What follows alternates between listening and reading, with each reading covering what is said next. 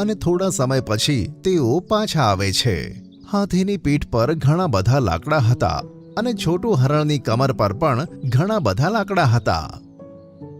વાહ છોટું હરણ, તું તો બહુ મહેનતુ છે.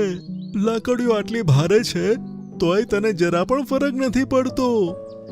બસ શું કહું, હું બહુ હિંમતવાળો છું. મને કશું ફરક નથી પડતો. કમર તૂટી રહી છે.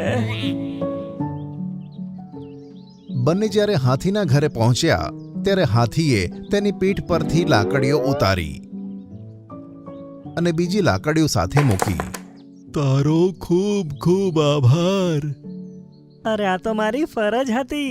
હું ઈચ્છતો હતો કે હજુ પણ તારી જોડે લાકડી લઈ આવું, પણ મને સસલાએ જરૂરી કામે બોલાવ્યો છે તો હું એને મળી આવું છું. હા હા, કેમ નહીં મિત્ર, જરૂર જા. હું જાઉં છું. હરણ ત્યાંથી ભાગી ગયું. અરે બાપ રે, મારી મતી મારી ગઈ હતી કે એને મદદ કરવા માટે તૈયાર થયો. જો હજુ એકવાર એની સાથે જાત ને તો મારી તો અર્થી જ નીકળી જાત.